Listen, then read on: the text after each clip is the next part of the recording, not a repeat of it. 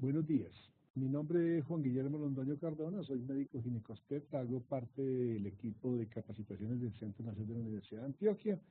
Le pienso presentar en los siguientes minutos la conferencia sobre protocolo de atención preconcepcional. Este es un proyecto, este diplomado está financiado por la Fundación Éxito y pretende contribuir a reducir mortalidad materna en municipios priorizados de Colombia.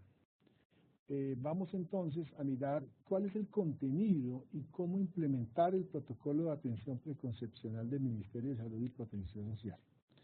Les decía que el protocolo para servicios de salud es la herramienta que el Ministerio de Salud y Protección Social ha promovido con el pronóstico de aplicar la visión de prevención sobre los eventos de morbilidad y mortalidad materna.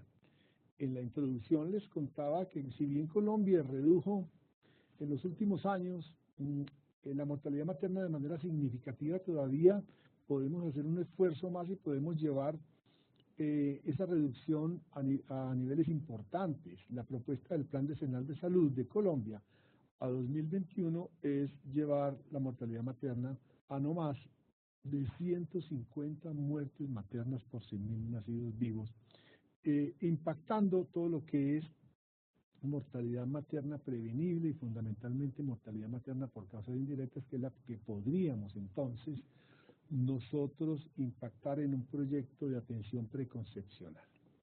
A través de un caso clínico, nosotros vamos entonces a analizar qué tiene y qué contenidos tiene y cómo implementar este protocolo de atención preconcepcional del Ministerio de Salud y Protección Social. Entonces, Natalia es una mujer de 25 años que consulta al médico general de su municipio porque hace una semana presenta un flujo vaginal amarillo grumoso, pruriginoso, no ha recibido tratamiento, informa que esta situación se repite en varias ocasiones al año.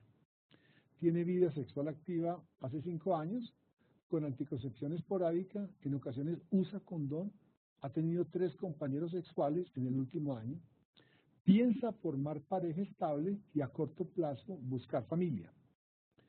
Como antecedentes familiares no hay nada de importancia, no hay diabetes mellitus, no hay hipertensión, ni hay malformados, es una fumadora de 10 cigarrillos al día, toma licor de manera ocasional, no tiene antecedentes de importancia, no hace ejercicio, hace oficios domésticos en casa de familia, tiene una presión normal de 170, un pulso de 74 por minuto, pesa 76 kilos y la talla es 170 centímetros.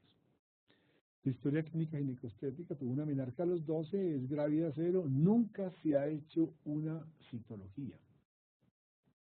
Entonces, de acuerdo con este caso, vamos a analizar cuál sería la ruta de atención en un programa de atención preconcepcional a mujeres en edad reproductiva y en este caso el específico de Natalia. ¿Cuál sería entonces el modelo de atención para esta paciente en un primer nivel? ¿Quién debe hacer la atención preconcepcional? ¿Cuál sería el momento ideal para iniciarla? ¿Cuánto tiempo considera usted que es necesario para la consulta y asesoría? ¿Qué factores de riesgo se deben intervenir en esta mujer? Y en la asesoría anticonceptiva individualizada, ¿qué método le podríamos recomendar a Natalia? Esas son las preguntas que vamos a contestar y ustedes están en toda libertad de hacer las preguntas que consideren pertinentes para aclarar. Tienen como bibliografía el protocolo de atención preconcepcional del Ministerio de Salud y Protección Social, que está incluido en la bibliografía de este diplomado. Modelo de atención. Entonces, la consulta inicial es una consulta de tamización en la cual vamos a aplicar una lista de chequeo para conocer cuáles son los factores de riesgo biopsicosocial que puede presentar esta mujer y cuáles serían las estrategias que nosotros podríamos implementar. Esa consulta inicial puede ser realizada por médico y enfermera preparado para hacerlo. Idealmente, realizarla un año antes de planear el embarazo. Esa consulta puede durar 40 minutos para historia, examen físico. Allí planteamos la lista de chequeo y las intervenciones que podían impactar esos factores de riesgo, de que podamos detectar cuáles serían esas intervenciones y también podemos realizar una asesoría anticonceptiva individualizada tomando como base los criterios de elegibilidad de la OMS y proponiendo los métodos que trae el Plan Obligatorio de Salud de Colombia. En esa lista de chequeo en la consulta médica inicial, podemos determinar cuáles son las condiciones médicas preexistentes, cuál es el estado de nutrición a través de un índice de masa corporal, un perímetro abdominal, cuál es el peso de esa paciente, si tiene historia de trastornos alimenticios, anorexia, bulimia, obesidad, qué tipo de actividad física y con qué frecuencia la realiza, si es fumadora, tiene hábitos como el alcohol, el uso de drogas psicoactivas y cuál es el estado de inmunización que tiene esa mujer y qué programa de vacunación le podríamos implementar para mitigar el riesgo en caso de que presentase alguna una infección que puede pasar de manera vertical al producto de la concepción. En esa lista de chequeo igualmente vamos a indagar sobre la historia sexual y reproductiva de esa mujer, cuántos compañeros, cuándo inició su vida sexual, si se ha hecho citologías, qué infecciones de transmisión sexual ha tenido, si hay historia hereditaria o genética en su familia, qué problemas hay, qué tipo de enfermedades que pueden estar influenciadas por la etnicidad de la paciente, qué medicaciones consume de manera rutinaria, prescritas o no prescritas, qué infecciones tiene o ha tenido, y en los aspectos psicosociales el trabajo, el tipo de trabajo, la jornada laboral, a qué está expuesta durante ese trabajo, si es víctima de violencia familiar, sexual, etcétera, que todo ese tipo de aspectos psicosociales pueden impactar la salud sexual y reproductiva de estas mujeres y es muy importante y es un momento oportuno para intervenirlos en la consulta preconcepcional.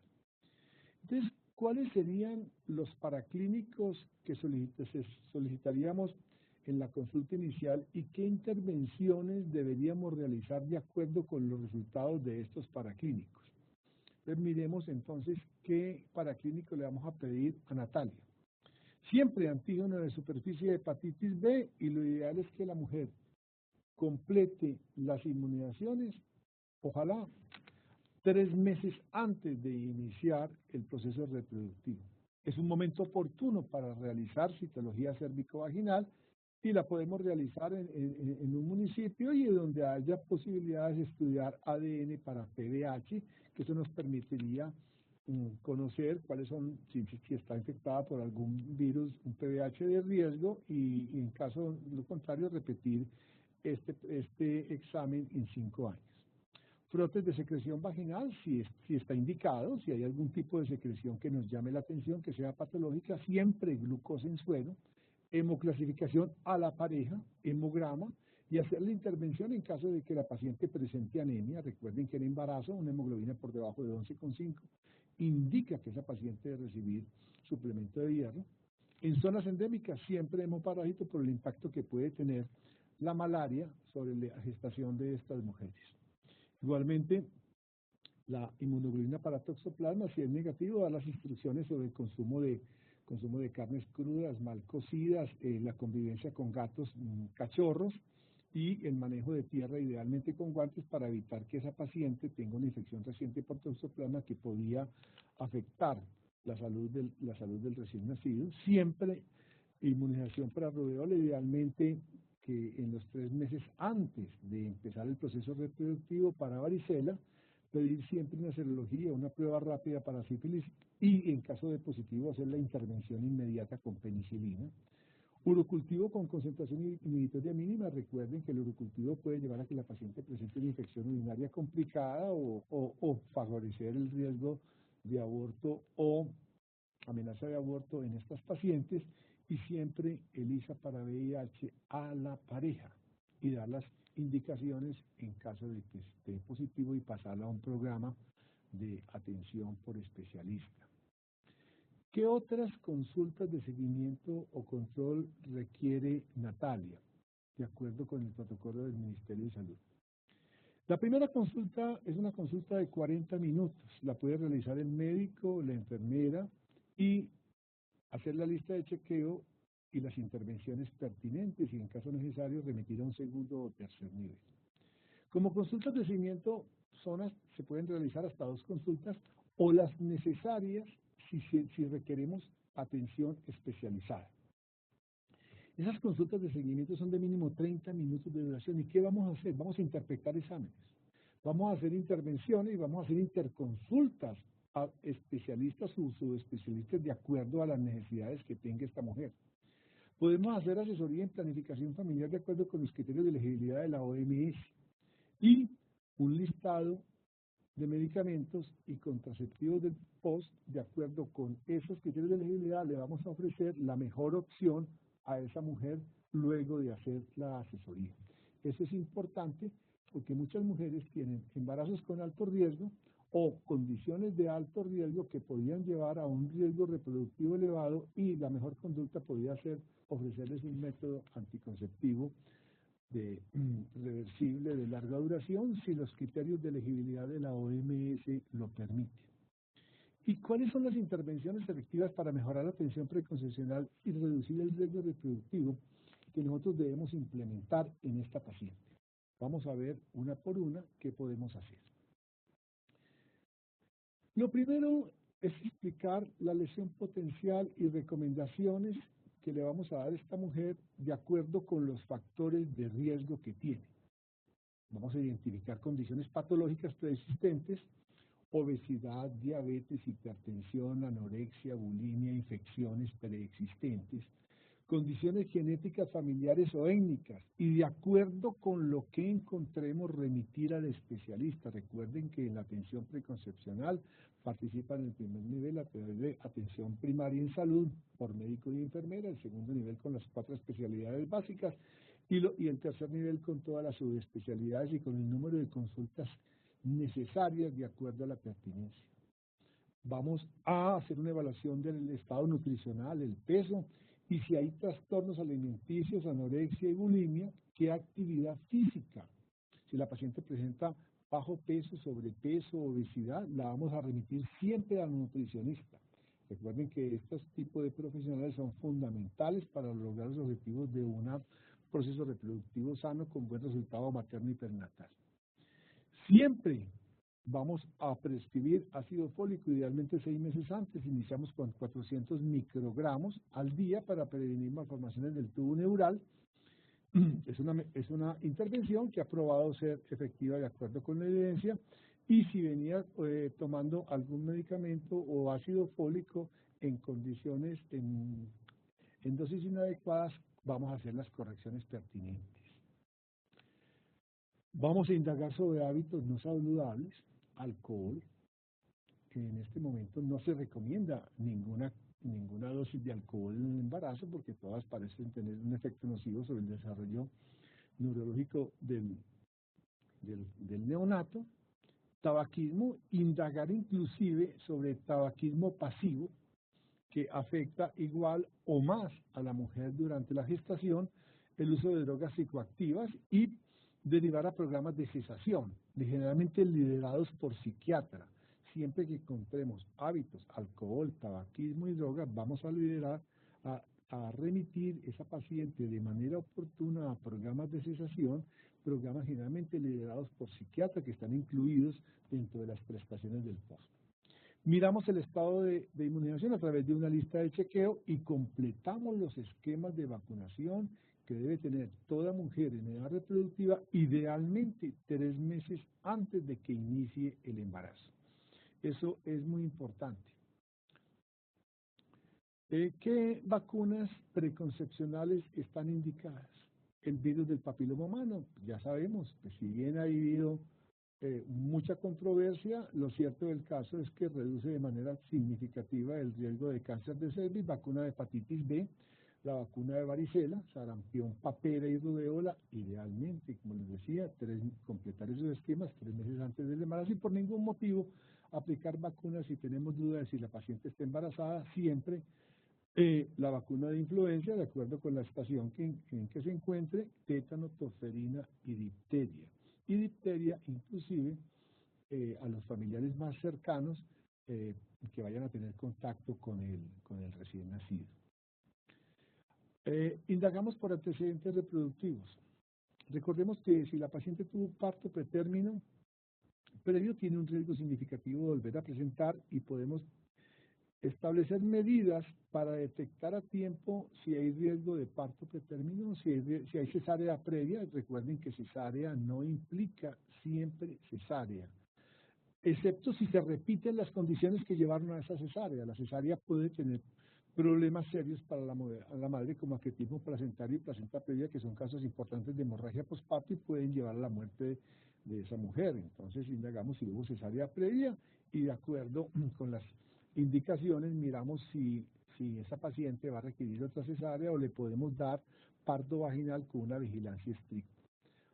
Un aborto previo generalmente no es una condición de riesgo importante, pero 2 o más abortos previos ameritan estudio para prevenir un nuevo aborto. Igualmente la muerte fetal previa, indagamos la fecha y las condiciones.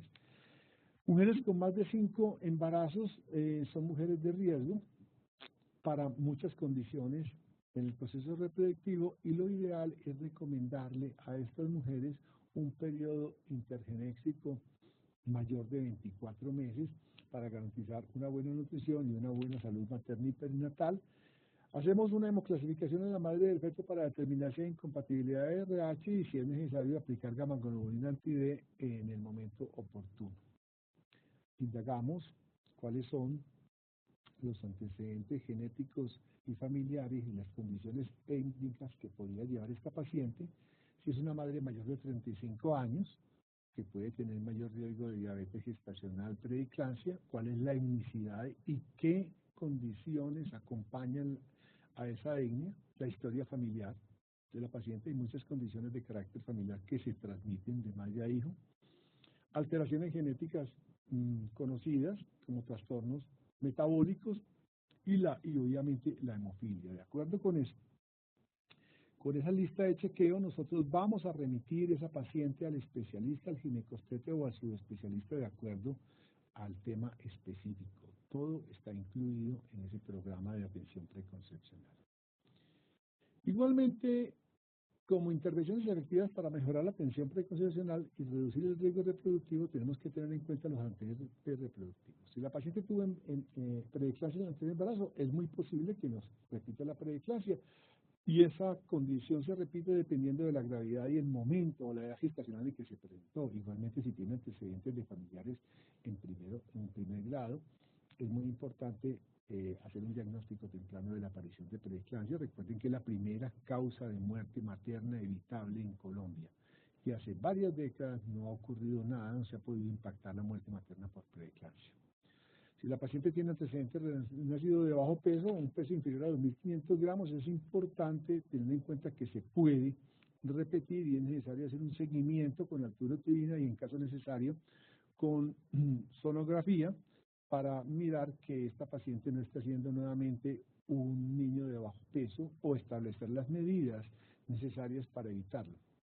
Igualmente, si tuvo un antecedente de recién nacido macrosómico, se puede repetir, entonces investigar si hay diabetes gestacional, cómo es el índice de masa corporal, si está obesa, y recordar los riesgos que puede tener un macrosómico durante el parto, como retención de hombros y trauma obstétrico.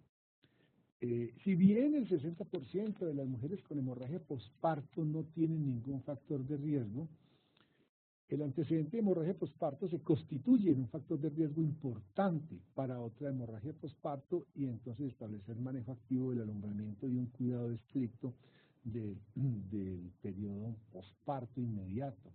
Hay unas medidas de control de sangrado, signos vitales en las primeras 2 horas después del parto. Si hay antecedentes de embarazo molar, hacer una detección temprana a través de sonograma y beta-HCG para mirar que esta paciente no vaya a repetir el embarazo molar, que es una posibilidad.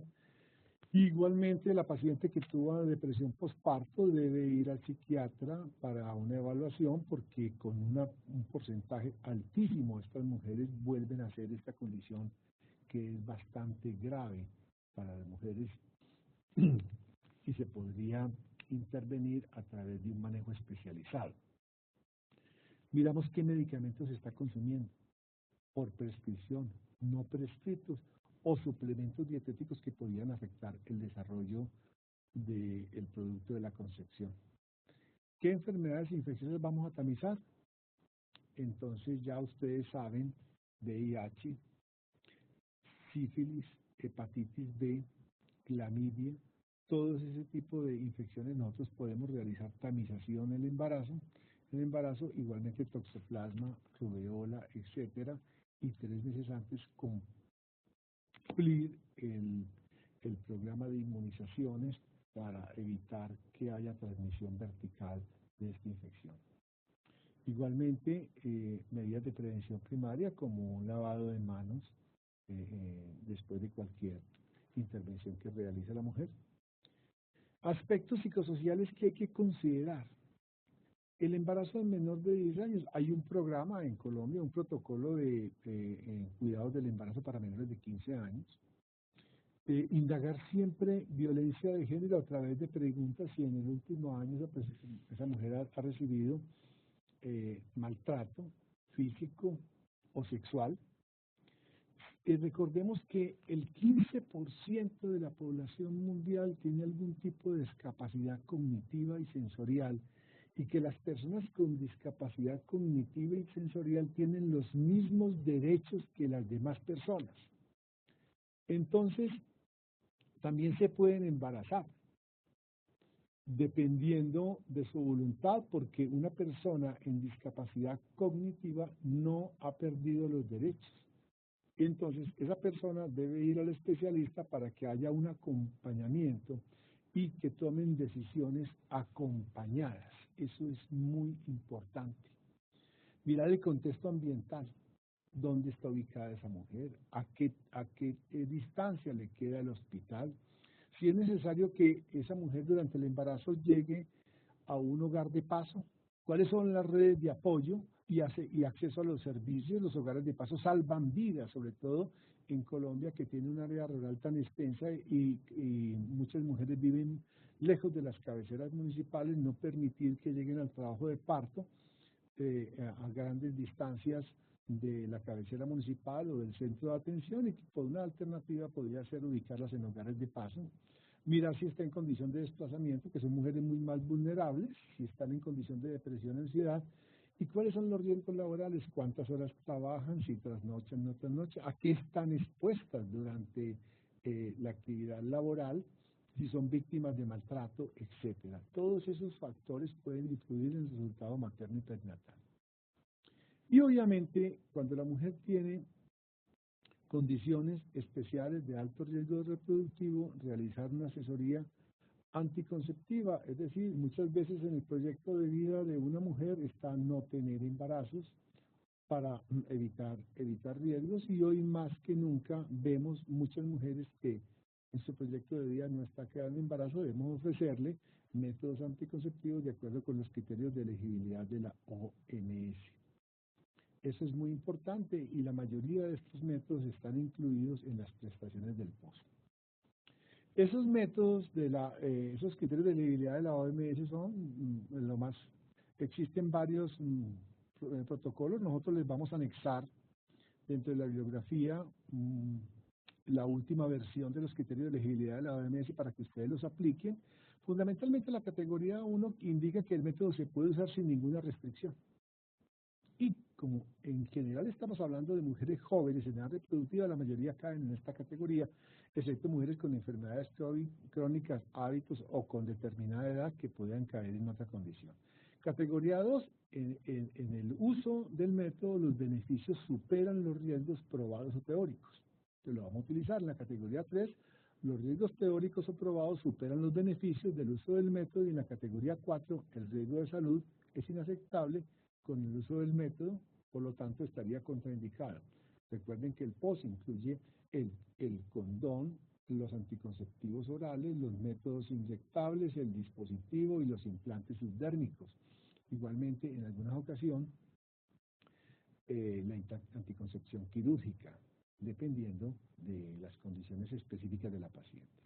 Y también el protocolo de atención preconcepcional incluye lo que se llama cuidado interconcepcional, porque muchas mujeres tienen condiciones crónicas. La mujer que hizo preeclampsia, su problema no desaparece con el parto, como se decía antiguamente, sino que esa mujer en un lapso de un seguimiento de 10 años pueden tener problemas cardiovasculares que se podían prevenir si esas mujeres las incluimos en un programa de prevención cardio-cerebrovascular.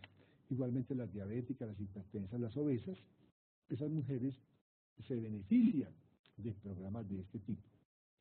Ese cuidado interconcepcional implica los esfuerzos dirigidos durante al menos 18 a 24 meses después del parto y mediante una intervención intensiva adicional a acompañar mujeres con un resultado materno-perinatal adverso. Entonces, es muy importante que analicemos cuáles de esas condiciones que llevaron a un resultado perinatal o materno adverso podían continuarse interviniendo por un grupo interdisciplinario de profesionales de la salud, donde puede estar el médico, el especialista, la nutricionista, el endocrinólogo, etc. El mejor momento para hacerlo es el puerperio, para captar esas pacientes, porque las tenemos ahí y porque en ese momento hemos visto cuál ha sido el impacto de esa condición sobre el resultado materno y perinatal. Entonces, la invitación es a que ustedes miren, lean, estudien y analicen el protocolo que les vamos a anexar como parte de la bibliografía. Les vamos a hacer un foro con unos casos clínicos donde ustedes pueden hacer preguntas y al final les vamos a entregar las respuestas. Obviamente, si ustedes hacen un uso juicioso del protocolo, lo estudian, van a encontrar que las respuestas son muy sencillas, pero de gran utilidad para reducir morbimortalidad materna y perinatal en estas mujeres. Muchas gracias.